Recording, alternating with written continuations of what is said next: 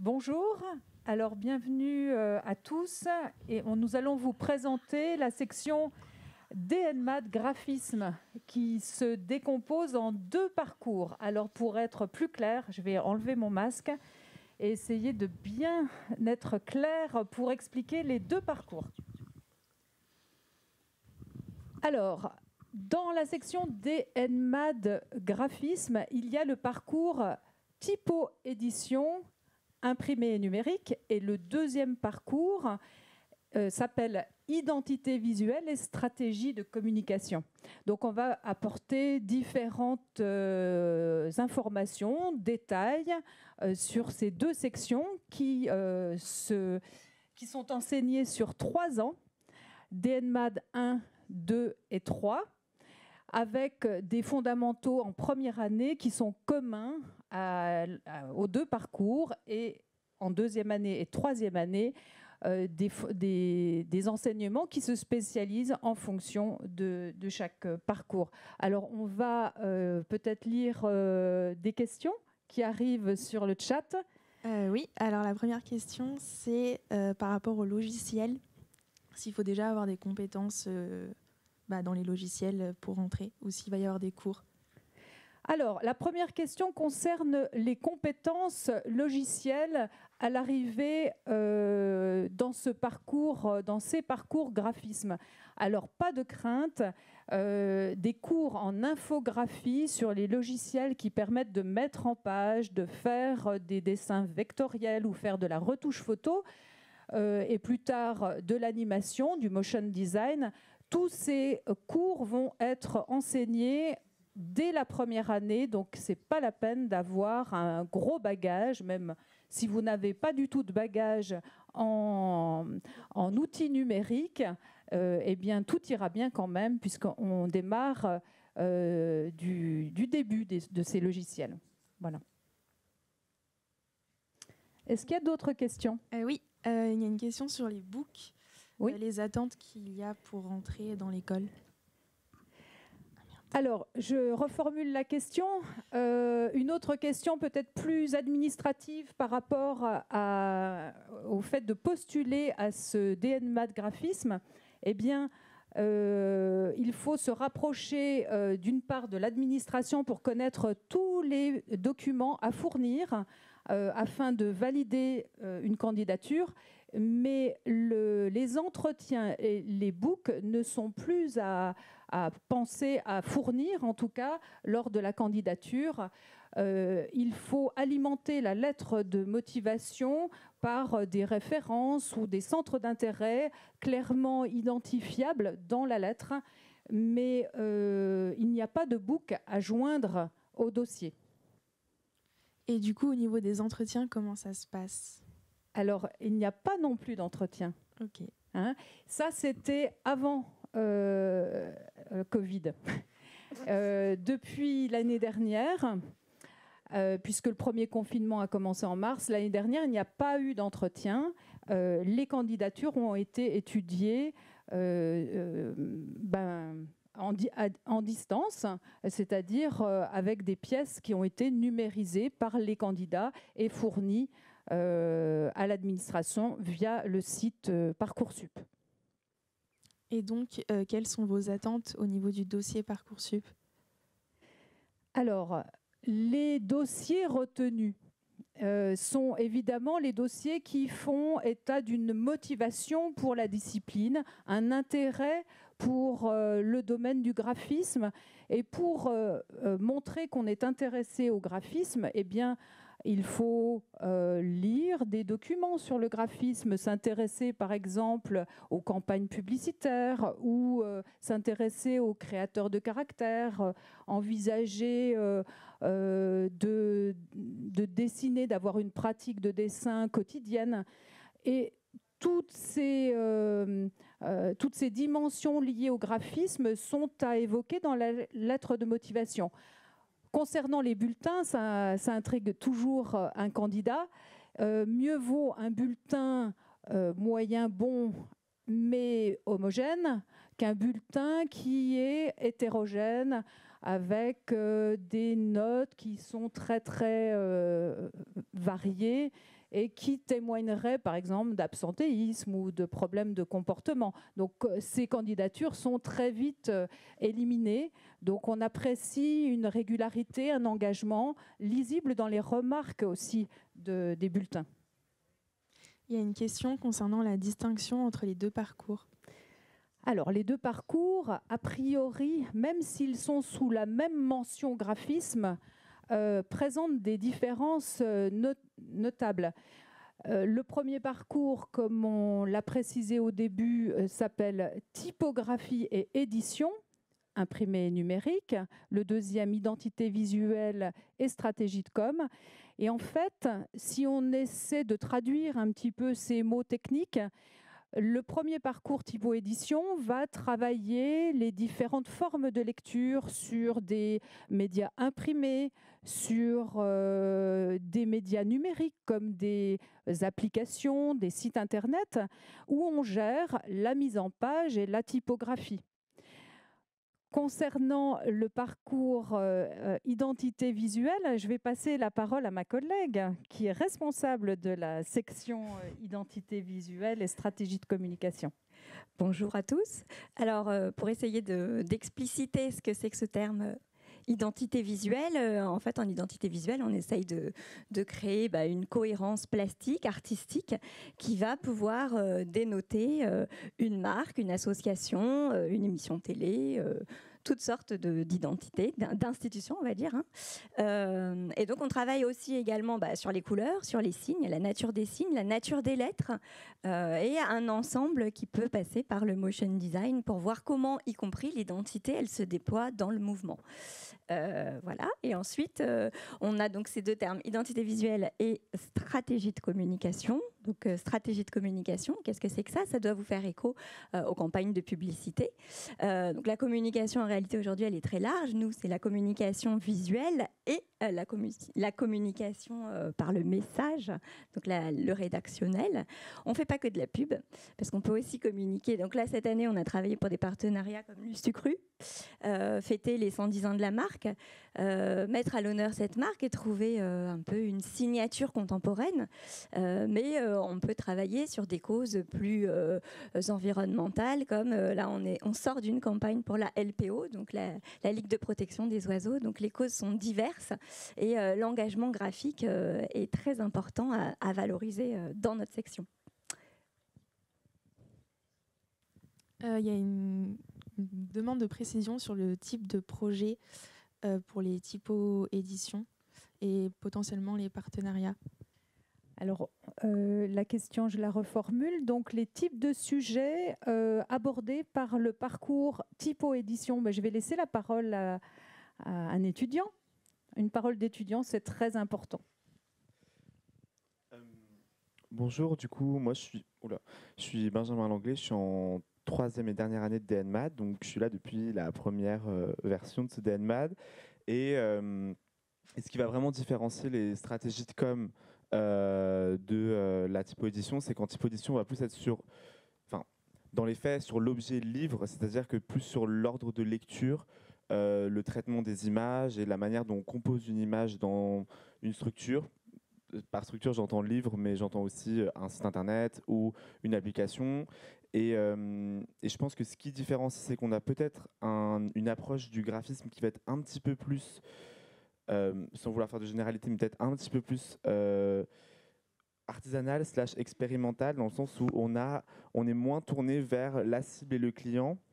On est plus tourné sur comment est-ce que on va pouvoir rendre compte d'un contenu et le valoriser à son maximum, ce qui est un peu le même cas que pour la stratégie de com, mais c'est différent. On ne s'adresse pas au même champ commerciaux que la stratégie de com. Cependant, ça ne nous empêche pas du tout de travailler sur des médias qui sont numériques. On fait beaucoup de choses, on fait quasiment tout à l'ordinateur, surtout avec le coronavirus, mais on fait des médias numériques, des trucs de story Instagram. Je veux dire, la section diversifie quand même, et notre activité se diversifie quand même sur plein de supports, donc c'est pas du tout... on va vraiment être plus sur le traitement du contenu et la mise en valeur de celui-ci, plus que sur des objectifs peut-être plus de vente et de séduction, comme l'est la stratégie de com, je pense. Alors j'ai envie de compléter quand même parce que ce qu'on va aborder comme sujet dans le parcours typographie-édition, eh bien, si on reprend ces deux termes-là, on va dessiner de la typographie, on va faire des livres, qu'ils aient 4 pages ou 360 pages, on va réaliser des documents qui vont être lus et le rapport entre l'image et le texte va être très important. Et quand on parle d'image, on va créer des images, c'est-à-dire qu'on va faire de la photographie, on va dessiner, mais on pourra aussi faire des images numériques qui ont chacune d'elles un sens particulier qui entre en résonance avec le contenu dont nous parlait Benjamin. Donc le dessin de la typographie, la mise en page, le rapport entre les deux et la manière dont on va manipuler le livre et sa matérialité, le papier, la reliure, son format, sa prise en main, tout autant qu'une application qui va avoir une manipulation particulière, vont être nos préoccupations au quotidien. Est-ce que tu veux montrer la différence avec l'identité visuelle et la stratégie de communication ? On peut peut-être faire aussi intervenir un étudiant en identité. Donc bonjour, donc moi je m'appelle Mélina, je suis en identité aussi. Et la différence avec peut-être le parcours édition, c'est qu'on va plus se tourner vers la réalisation d'affiches, de logotypes, d'identité visuelle, plus vers la stratégie de communication. Et donc on réalise en ce moment des pictogrammes, des identités. Donc on a un parcours par rapport à l'identité de ville, des affiches, des campagnes de communication, de la publicité, etc. On a réalisé cette année un partenariat avec l'entreprise Lustucru. On a réalisé du coup des affiches du coup pour leur anniversaire. Et donc pendant la première année, c'est plutôt un tronc commun, voilà. Avec donc on a la chance de pouvoir découvrir le parcours de l'autre filière, de l'autre parcours. Et donc ça c'est une grande chance, je pense, de pouvoir communiquer avec l'autre parcours. Pour rebondir sur ce que tu viens de dire, Mélina, effectivement, le choix de l'équipe pédagogique pour lier les deux parcours de graphisme est de rassembler tous les étudiants en fait, de ces deux parcours sur les fondamentaux du graphisme en première année. En deuxième année, en troisième année, ils se distinguent l'un de l'autre. Mais en première année, la volonté, c'est d'enseigner les fondamentaux comme le dessin, le sens de l'image, les pratiques éditoriales, les cours d'infographie, la couleur, la typographie, les familles de caractères, etc. Tous ces fondamentaux importants pour les deux sections sont enseignés en même temps à l'ensemble de la mention graphisme. Et on essaie de mettre en place, par ailleurs, par-delà les contenus fondamentaux du graphisme, un esprit de classe solidaire pour les faire travailler en binôme et les faire se connaître, afin d'avoir comme ça sur nos 3 ans une promotion qui aime, apprécie travailler ensemble et connaissent un petit peu leurs particularités, leurs différences et leurs points d'accroche et d'entente. Oui, c'est une grande chance de pouvoir collaborer avec nos camarades de typographie et ça nous apprend beaucoup du travail d'équipe et c'est quelque chose qu'on met en place tout au long de la formation et qui est une grande richesse. Autre question ? Oui, on demande si on doit choisir sa mention dès la première année. Alors, très bonne question. Est-ce qu'on doit choisir dès le début, au moment où on postule, est-ce qu'on doit choisir la mention dès le départ? Alors oui, dans la candidature. Néanmoins, vous pouvez candidater aux deux parcours, mais forcément, on va sentir dans la lettre de motivation si vous êtes davantage intéressé par la stratégie de communication ou si vous préférez aborder les différents niveaux de lecture à travers le livre ou les applications. Donc ça se détecte assez bien dans une lettre de motivation. Soyez quand même personnel dans la manière d'écrire ou de décrire vos motivations. Néanmoins, dans les faits, vous avez le droit de postuler aux 2 parcours, même à d'autres mentions dans l'école, objets, événements, spectacles, etc. Vous pouvez faire de multiples candidatures. Une chose qui est intéressante, c'est que comme vous êtes tous regroupés en première année, s'il y a une intention de permuter et d'aller sur un autre parcours au sein de la mention graphisme, eh bien, si vous trouvez un camarade qui est d'accord pour échanger avec vous, c'est possible. Si vous êtes en typo-édition, eh bien, et qu'il y a un étudiant en identité visuelle et stratégie de communication qui veut échanger avec vous pour la 2e et la 3e année, c'est possible. Olivia, tu veux rajouter quelque chose ?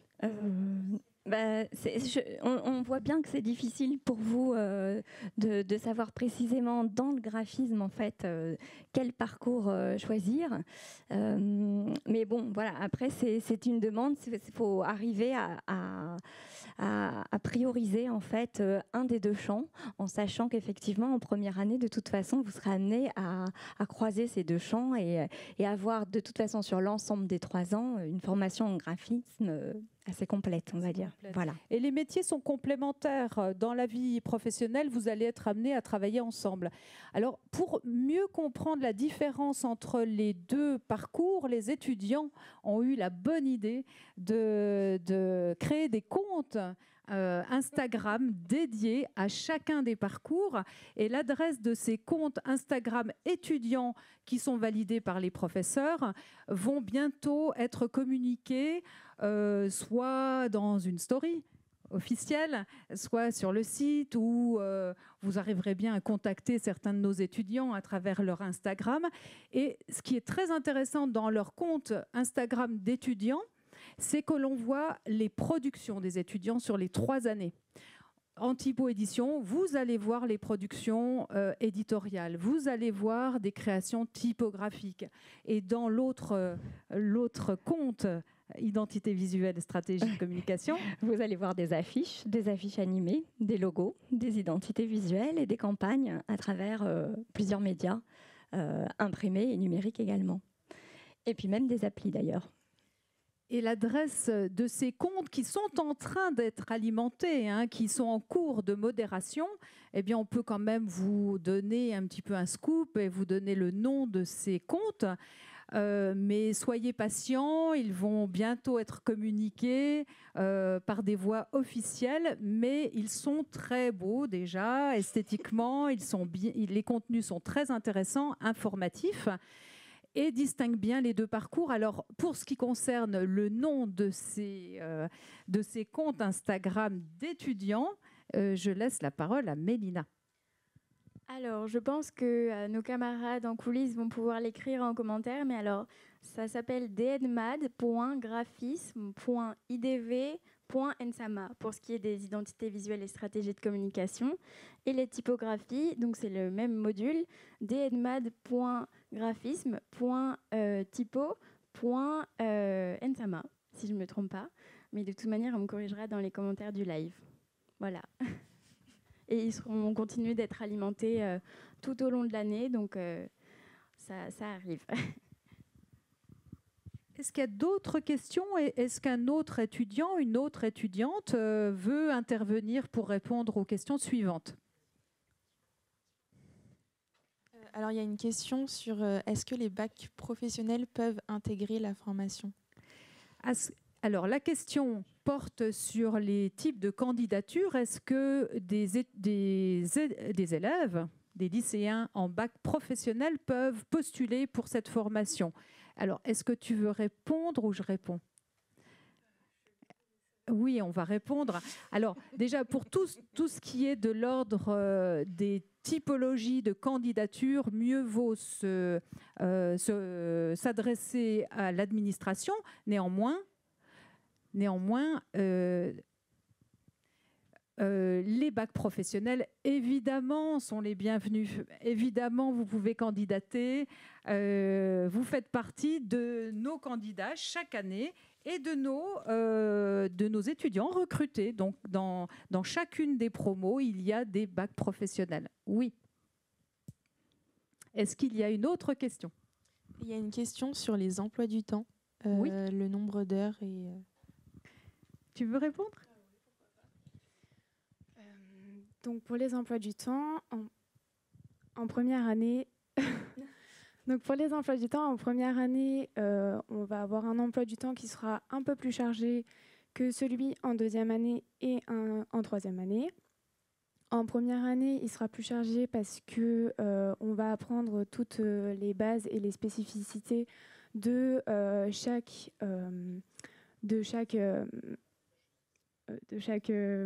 compétence et parcours, voilà exactement. Et en deuxième année et troisième année, on va privilégier petit à petit l'autonomie pour pouvoir se diriger ensuite vers quelque chose de plus professionnel et professionnalisant pour chaque étudiant. On va... Ah pardon, excusez-moi. Donc on va en première année explorer divers spectres qui vont pouvoir nous faire comprendre en fait le graphisme dans tous ses champs possibles. Et ensuite, en deuxième année et troisième année, on va pouvoir plutôt se spécifier du coup en édition, dans tout ce qui touchera plus à l'édition, tandis qu'en identité visuelle, ce sera plutôt des campagnes, etc. Okay. Sur les contenus, peut-être, des matières enseignées, il n'y a pas de question là-dessus? Si. L'autonomie, il y avait une question sur l'autonomie? Non? L'emploi du temps. C'est-à-dire que les emplois du temps sont assez bien gérés dans l'école. Il y a du temps qui est laissé en autonomie aux étudiants pour pouvoir parfaire justement les différents projets et les différentes disciplines enseignées à l'école. Je ne sais pas quoi rajouter d'autre sur les emplois du temps. L'emploi du temps, effectivement, il est plutôt concentré. Il y a, dans la mesure du possible, chaque année, une journée disponible qui sert à l'autonomie de l'étudiant. Et en fait, l'autonomie, c'est pas les devoirs, c'est prendre la décision de visiter une exposition, d'aller faire des croquis à l'extérieur. C'est prendre en main, être acteur de sa formation. Et donc, l'emploi du temps, il est organisé pour laisser du temps à l'étudiant, pour mener des projets personnels liés à la discipline, bien sûr, mais il est relativement dense en première année. Il y a beaucoup de travail demandé. C'est une formation exigeante. Il faut avoir des aptitudes d'organisation, il ne faut pas se laisser déborder par les différents travaux demandés. Donc, il faut être régulier dans le travail. C'est un atout qui va permettre de réussir ses études. Oui, tout à fait. Il y a un vrai saut avec le DNMAD. On passe dans l'enseignement supérieur et il faut arriver à faire ce saut, en fait. Et donc, il y a beaucoup quand même de travail à la maison, chez soi, pour parfaire et approfondir tous les projets et effectivement s'ouvrir culturellement le plus possible. Voilà, ouvrir son champ de référence et que ce soit littéraire, musical, pictural, tous les champs artistiques sont les bienvenus. Mais ce travail, il est instillé, disons, à l'école, et puis il faut le compléter. Donc, il faut le compléter non seulement par l'exécution des tâches ou des travaux qui sont menés au long cours, mais il faut le compléter de manière culturelle. Alors on pourrait dire oui, mais en ce moment, avec le Covid, on ne peut pas aller voir les musées, on ne peut pas visiter les expositions, c'est difficile de se déplacer, d'aller faire des voyages culturels. Néanmoins, tous les musées, en tout cas à Paris et en province, les grands musées s'organisent pour que les expositions soient virtuellement visitables. Il y a des fiches pédagogiques qui sont téléchargeables sur tous les sites des grands musées et c'est une démarche innovante. C'est vrai que c'est compliqué pour des étudiants qui n'ont pas l'habitude de travailler seuls. Néanmoins, on peut malgré tout avoir une veille culturelle, un intérêt pour l'actualité artistique, par exemple, en surfant, ma foi, sur les sites dédiés aux grandes expositions où certains galeristes aussi vont mettre en ligne leur contenu pour pallier le problème de présentiel actuellement dans tous les milieux culturels. Les concerts et les pièces de théâtre sont aussi à voir en ligne. On ne s'arrête pas à un champ culturel dédié au graphisme. Tous les domaines artistiques, mais aussi sociologiques, aussi politiques, sont intéressants pour nourrir un travail de designer. Est-ce qu'il y a d'autres questions ? Il y a une question portant sur le fonctionnement du DSA. Ah oui, question très intéressante parce qu'on parle beaucoup du DNMAD en 3 ans, donc après le bac, mais après ce DNMAD, il y a le DSA. Et c'est en 2 ans, c'est un diplôme supérieur d'art appliqué. Ici, nous proposons différents DSA que vous retrouverez sur le site internet de l'école. Le plus logique après le DNMAD graphisme, c'est le DSA qui s'appelle graphisme transmédia. Et donc, on va également mettre bientôt l'adresse d'un compte Instagram et des photos pour alimenter en contenu visuel ce qui est fait en DSA. On va plutôt parler de design graphique plurimédia, puisqu'on va pouvoir développer tous les projets sur tout type de support visuel, auditif, sensoriel dans ce DSA. Et on a une grande part de recherche fondamentale en graphisme et évidemment un mémoire important aussi à rédiger en 2e année. Est-ce que tu veux rajouter quelque chose, Olivia ?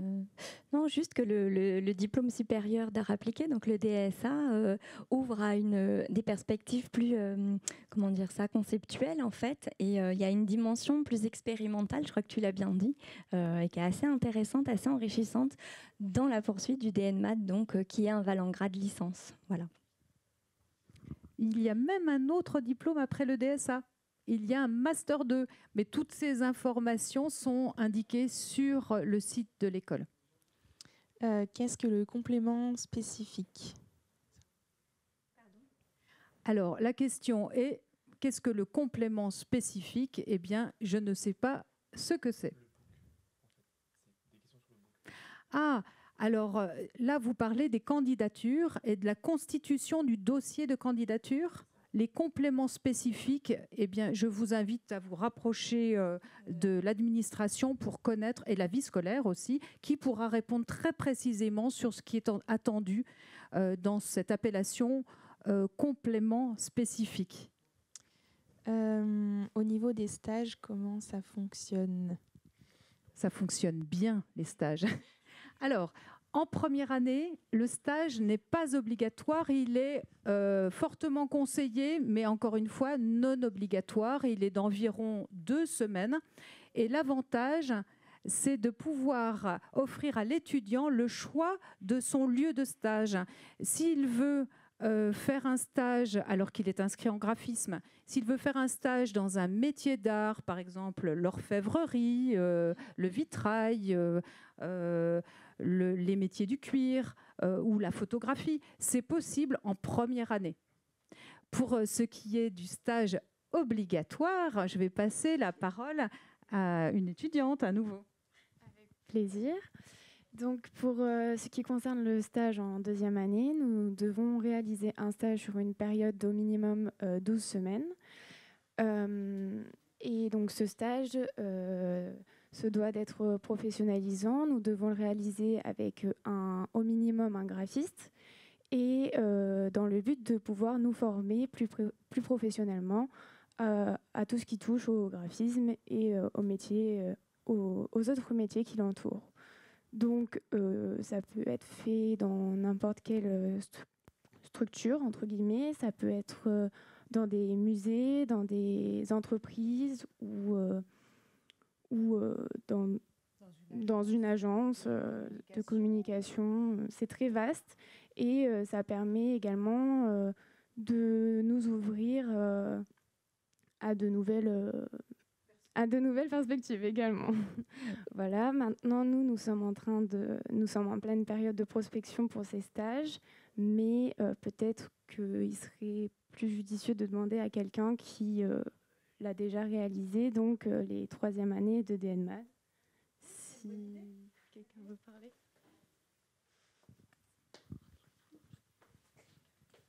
Bonjour. Je m'appelle Gabriel, je suis en 3e année donc, de DNMAD, Identité visuelle et stratégie de communication. Donc oui, en 2e année, on a dû réaliser un stage, étant donné que le contexte était particulier, donc on a dû réagencer les semaines de stage, mais on a dû réaliser ce stage. Pas mal de personnes ont choisi des choix différents en termes de stage. Moi, personnellement, je l'ai réalisé dans un magazine web qui est spécialisé en mode et en influence en termes de tendance. Mais il y avait plein d'autres choix, notamment dans des agences de communication, des agences publicitaires, aussi en typographie, puisque en graphisme identité visuelle, on peut aussi s'orienter sur d'autres champs. Et donc ces stages, c'est aussi une opportunité de savoir qu'est-ce qu'on envisage en termes de poursuite, soit d'études ou de choix professionnels, tout simplement. Et moi, ça m'a permis aussi de confirmer un peu mes goûts en termes de métier et de pouvoir peut-être, juste après le DNMAD, commencer un métier directement ou alors continuer avec peut-être un DSA ou 2 ans d'études supplémentaires. Peut-être tu peux nous préciser, toi, qu'est-ce qui t'intéresse dans la formation plus spécifiquement et dans l'identité et la strate de com, pourquoi tu avais fait ce choix-là Alors au début, c'était un peu par hasard parce que j'avais une appétence pour tout ce qui était art appliqué et mes études correspondaient pas forcément à cette poursuite d'études, mais j'étais très curieux et je l'ai montré dans mon dossier, donc je pense que c'est ça qui a plu. Et ce qui m'a intéressé dans cette mention, c'est surtout, bien évidemment, la communication, elle est présente partout. Il y a beaucoup d'entités qui nécessitent les postes de graphiste. Et ce qui est intéressant, c'est de essayer de réfléchir à comment communiquer de façon claire, précise et cibler son message. C'était quelque chose que je n'avais pas forcément conscience. Quand on voit des affiches dans la rue, par exemple, on se dit elles sont très belles, mais il y a beaucoup de boulot derrière. Et de savoir apprendre à composer, à vraiment réfléchir oui, à qui on s'adresse et aussi à répondre à une commande, c'est quelque chose qui m'a plu dans cette mention et que je garderai pour la suite. Et tu as une idée précise, toi, de ce que tu aimerais faire dans le graphisme ? Alors oui, j'aimerais plutôt soit m'orienter sur du graphisme lié à la mode, donc soit continuer sur un DSA image de mode à Duperré, donc on peut très bien envisager d'aller voir ce qui se passe dans d'autres écoles à Paris ou ailleurs en France d'ailleurs, et sinon j'aimerais aussi plutôt avoir un autre visu sur le graphisme plutôt conceptuel et plutôt partir soit sur des beaux-arts ou pour avoir une autre dimension, puisque là c'est très pratique et j'aimerais aussi peut-être travailler dans des musées, ce que j'aime beaucoup aussi. Voilà. Okay. Oui, donc la dimension DSA, elle est intéressante pour toi. Oui. Tout à fait. Apparemment, il y a eu un problème au début et donc on a beaucoup de questions qui reviennent pour une demande de précision par rapport au portfolio. Alors, en fait, cette année, Suite au Covid, il y a des nouvelles réglementations. Donc, les portfolios ne sont plus de mise. Il n'y aura plus de book. On ne sait pas encore exactement s'il y a quelque chose qui va remplacer, mais a priori, il n'y en a pas. Donc, ce que vous expliquait ma collègue au départ, c'est vraiment dans la lettre de motivation qu'il faut arriver à mettre tous les éléments qui vont vous définir et définir vos motivations profondes pour cette mention graphisme. Qu'est-ce qui vous intéresse dans le graphisme, qu'est-ce que vous avez envie de faire avec du graphisme, et du coup arriver à spécifier si vous êtes plutôt un passionné de lecture et que vous avez vraiment envie de réaliser des livres ou des magazines, associer du texte à de l'image, dessiner des caractères, ou si vous êtes plutôt quelqu'un qui a envie de communiquer sur des affiches et travailler autour d'identité visuelle, de pictogrammes, de signes, d'éléments récurrents, voilà, qui vont définir des identités. Mais c'est pour ça que le travail de lettre de motivation va être primordial, a priori cette année, encore plus que les années précédentes, puisqu'il n'y a plus de book. Et justement, par rapport à cette lettre de motivation, est-ce que c'est possible, imaginons, de faire un compte Instagram qu'on pourrait glisser dans la lettre de motivation pour avoir comme un portfolio que vous pourriez... Alors tout à fait, c'est ce qu'on attend justement. C'est-à-dire que on l'avait déjà un peu l'année dernière, mais évidemment, on attend des renvois sur des blogs perso, des comptes Instagram, des sites internet, effectivement, pour étayer l'univers de l'étudiant, du candidat.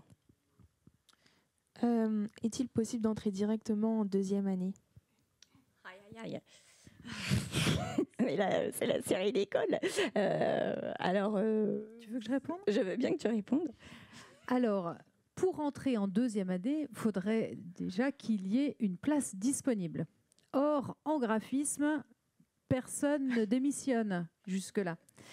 Il y a parfois des échanges entre mentions, mais nous n'avons jamais eu de place disponible. Il y en a eu une, ça a été une exception vraiment, et de toute façon, il y avait beaucoup de candidatures excellentes qui se présentaient pour remplacer cette personne qui a décidé de se réorienter vers les beaux-arts. Mais ça reste des exceptions. Donc, rentrer en deuxième année, c'est quasiment impossible. Mieux vaut postuler en première année. Par contre, la priorité est donnée à des bacheliers qui n'ont pas encore de diplôme. Donc, parfois, quand on reçoit des candidatures d'étudiants qui sont déjà licenciés, qui ont déjà une licence, eh bien, les candidatures ne sont pas étudiées. Donc, la priorité est donnée aux jeunes bacheliers voilà, qui auront donc leur bac en juin 2021. Voilà. D'autres questions? On n'a plus beaucoup de temps, donc... Pourquoi choisir l'ENSAMA? Ah, mais parce que c'est la meilleure école du monde, on le sait bien. Alors, l'ENSAMA a une particularité, au-delà de cette boutade, la particularité suivante, c'est de proposer au sein de l'école quasiment tous les métiers du design. On parle de design global. Et, les autres écoles d'art parisiennes ont des identités fortes comme Dupéré, la mode, Estienne, le livre, l'histoire des médailles, de la lettre, etc. Boulle plutôt l'espace et l'ameublement. Et il y a aussi énormément d'écoles excellentes partout en France. Hein. Il y a d'autres DNMAT partout. Mais pourquoi l'ENSAMA? Eh bien, c'est en temps non covidé, c'est l'accessibilité à toute l'offre culturelle, les musées qui sont à Paris. C'est central, c'est vrai que c'est intéressant. Et puis, il y a une multitude de provenances. Les étudiants viennent de partout en France. Il n'y a quasiment pas de Parisiens. Et ça, c'est un atout parce qu'il y a une diversité des provenances, des cultures.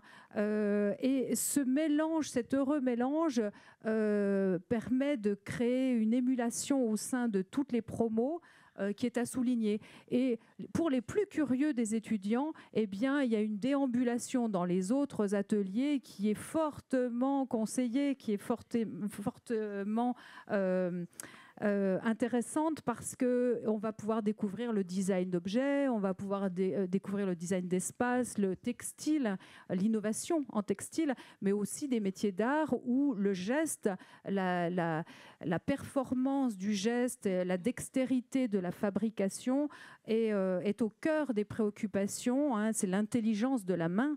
Et on a donc plusieurs métiers d'art. Et cette proximité au sein même d'une seule école, dans laquelle il n'y a même pas d'annexe, hein, tout est rassemblé dans ce lieu, au 63 rue Olivier de Serres, eh bien, apporte une dimension tout à fait singulière. On a beaucoup d'inquiétudes dans les commentaires par rapport à la question spécifique sur Parcoursup. On parle de compléments spécifiques. Est-ce que vous en savez plus ? Alors, on a déjà répondu à cette question. Ces termes compléments spécifiques qui apparaissent dans Parcoursup, eh bien, ils vous seront expliqués au moment de par l'administration. Il y a des lives en début de journée ou en fin de journée qui permettent de répondre à tous ces problèmes administratifs. Donc surtout, n'hésitez pas à questionner l'administration l'administration répondra de manière extrêmement précise, claire, quant à la constitution de chaque candidature. N'ayez pas de crainte par rapport à ça. Alors, on a une question. Est-ce que la formation identité visuelle et stratégie de communication convient pour devenir community manager ? Bah oui, a priori... Ça doit pouvoir le faire. En fait, community manager, c'est quand même un métier en soi. Le fait de gérer les réseaux sociaux pour une entreprise, c'est bien d'avoir une culture graphique préalable, mais peut-être que Gabriel, tu peux en parler. Je pense que pour ce genre de métier, il y a d'autres écoles qui conviennent peut-être plus. Après, vous aurez les bases de graphistes et ça pourra servir. Mais je pense notamment à Subdecom peut-être, ou des écoles comme ça. C'est pas la voie, on va dire, logique. Non, c'est pas forcément le métier qui est envisagé pour ce genre de formation. Après, si vous alliez cette formation avec une formation plutôt commerciale et plutôt dans la gestion des réseaux sociaux, peut-être ça peut être un atout si vous envisagez ça, mais c'est pas le corps du métier. Disons que c'est pas l'ancien BTS communication des entreprises, c'est pas trop notre secteur, effectivement. Est-ce qu'il faut savoir bien dessiner ? Est-ce qu'il faut savoir bien dessiner ? C'est la nouvelle question. Alors, ne vous inquiétez pas, vous aurez des cours de dessin. Et les fondamentaux du dessin sont enseignés en première année, justement, classe entière ou par groupe. Et toutes les techniques du dessin, qu'ils soient traditionnelles ou plus... moins traditionnelle, est abordée en première année et ensuite est utilisée plus librement en deuxième et en troisième année. Oui, le dessin, si vous arrivez que vous ne savez pas dessiner, ce n'est pas un problème. Par contre, il ne faut pas en être dégoûté parce que pendant 3 ans, vous allez dessiner. Et vous allez beaucoup dessiner. Mais ça va bien se passer. Donc, il n'y a pas de problème si vous n'avez pas les bases. Par contre, il ne faut pas être effrayé par le dessin. Voilà, c'est tout. On dessine à peu près un dessin par jour, ça c'est minimum, mais c'est notre moyen d'expression, même entre nous, même sous forme de schéma, très simple. On n'attend pas de vous de devenir des illustrateurs académiques hyper réalistes. Ce n'est pas du tout la demande, ce n'est pas du tout l'objectif. Mais vous ouvrir à différents modes d'expression et que le dessin complète le mot, c'est très important. Il faut avoir envie de dessiner. Et tout le monde a son style, tout le monde développe sa propre écriture illustrative, pas d'inquiétude. Et en tout cas, les fondamentaux sont revus dès le départ. Alors, par rapport à la situation actuelle, comment envisagez-vous la rentrée ? Alors, question subsidiaire. On vit aujourd'hui au jour le jour. On ne sait jamais si le lendemain va être confiné. Donc, la rentrée, si on part de la rentrée des vacances de février, on ne sait même pas comment ça va se passer. On espère, par contre, que tout continuera en présentiel parce que nos formations nécessitent la présence des étudiants, la présence des professeurs, le contact avec les matériaux. Donc, on espère au maximum, que tout continuera en présentiel. Nous avons la chance ici à l'ENSAAMA comme dans d'autres écoles de design d'être encore en présentiel, c'est-à-dire qu'on a nos étudiants en face de nous, on montre des gestes, on fabrique des choses, on imprime, on fait de la maquette, on continue toutes ces fabrications. Tout ce contact avec la matière est préservé encore ici. On espère qu'en septembre, à la rentrée de septembre 2021, ce sera comme ça. Parce qu'on le voit bien, les étudiants souffrent par ailleurs d'avoir des cours uniquement en distanciel. Les choses sont beaucoup plus compliquées. Quand c'est des choses théoriques, c'est possible, voire des cours d'infographie, c'est possible, mais dès qu'on est dans la fabrication ou même l'échange ou le débat ne peut se faire qu'en présentiel. Donc on espère vivement maintenir nos précautions sanitaires pour éviter la propagation des virus et on espère bien que tout continuera en présentiel comme on l'a fait depuis septembre dernier. Alors, on a une autre question. Imaginons qu'on réalise un site internet ou un compte Instagram à glisser dans la lettre de motivation pour effectuer comme une sorte de portfolio. Qu'est-ce qu'il est important de mettre en avant dans les deux parcours Imaginons qu'on vise un des deux parcours. Qu'est-ce qu'il faut mettre le plus en avant ? On sent la grande motivation des internautes. Vous voulez réussir votre candidature. Alors oui, vous pouvez dans votre candidature glisser l'adresse d'un site internet, l'adresse d'un Instagram, d'un compte Instagram. Qu'est-ce que vous pourriez mettre dedans ? Eh bien, si vous avez commencé une pratique du dessin, photographiez proprement vos dessins. Si vous faites de la photographie, par exemple, ou de la gravure, ou une pratique connexe au graphisme, eh bien, n'hésitez pas à témoigner de vos productions. Si vous aimez créer de la couleur, c'est possible aussi de montrer des productions colorées. Si vous allez dans des expos, témoignez, documentez votre visite dans une expo. Voilà un petit peu. Ce sont des choses simples, du bon sens, qui permettraient à des examinateurs, des candidatures, à des examinateurs de se rendre compte de votre environnement culturel, de vos envies, de ce qui vous motive et des choix que vous faites quand vous faites une recherche culturelle. Moi, je dirais tout ce qui est pratique autour de l'image, en fait. Toute expérimentation, exploration autour de l'image, photo, vidéo, animation, dessin, peinture. Absolument tous les médias sont possibles, sont ouverts. Images et puis lettres aussi. La lettre, c'est intéressant d'explorer déjà à votre niveau des lettrages, des caractères qui vous marquent, qui vous intéressent. Et puis ma collègue le disait, toute l'ouverture culturelle, effectivement, que ce soit des retranscriptions d'expos, de films aussi, de films qui vous ont plu, de livres, de lectures. Enfin, il y a plein d'éléments qui sont importants à nous faire saisir pour qu'on puisse un peu arriver à saisir, délimiter un peu votre territoire, votre univers artistique, culturel, esthétique, au sens large. Ok, donc on a d'autres interrogations par rapport cette fois au DSA. Faut-il avoir un portfolio ? Peut-on venir d'alternance ? Alors la question cette fois-ci porte sur le DSA. Alors au niveau des candidatures, cette fois-ci, en tout cas, ça s'est passé comme ça en mai dernier.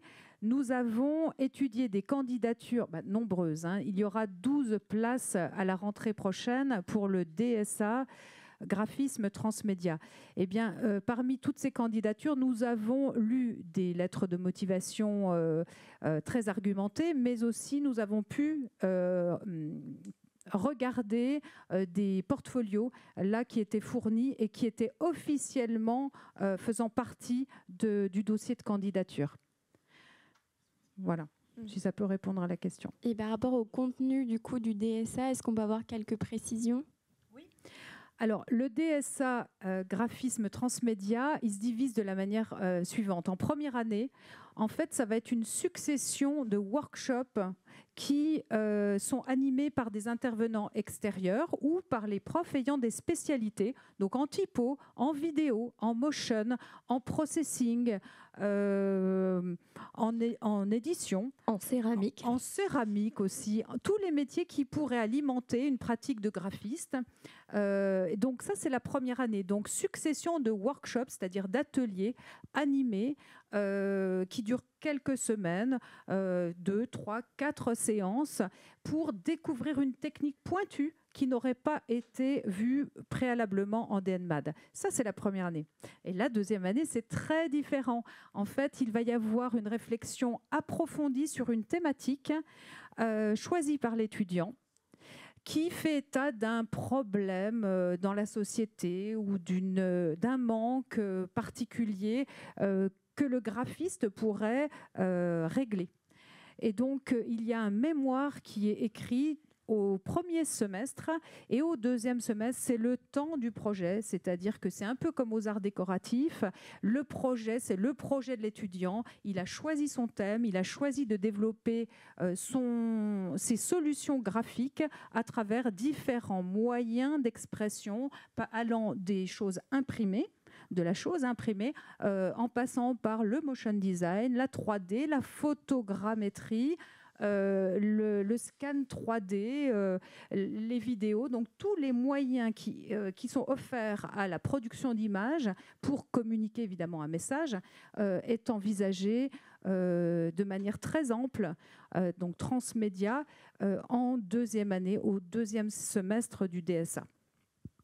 Au quatrième finalement, enfin deuxième semestre de la deuxième année, pour être précis. Alors, on revient sur le DNMAD. Est-ce un atout de venir d'art appliqué de STT2A pour rentrer dans cette filière, dans cette section ? Alors, c'est un atout, oui, je dirais que c'est un peu le prolongement naturel, on va dire. Hein. Après avoir fait un bac art appliqué, effectivement, a priori, si ça nous a plu, on poursuit en DNMAD. Mais le recrutement s'ouvre aussi à des lycéens qui n'ont pas de cursus art appliqué. Dans les sélections, il n'y a pas de préférence. Les étudiants ont tous leurs qualités et c'est ce mélange qu'on attend. Quand on constitue une promotion, un groupe classe, on va apprécier le fait que les étudiants qui ont candidaté proviennent de régions différentes, de cultures différentes et de formations initiales différentes. Et c'est ça qui va constituer toute la richesse de la promotion. Non, tout a été dit. Je crois qu'il va falloir qu'on conclue. Merci d'avoir écouté ce live et postulez et tentez votre chance. Rien n'est perdu.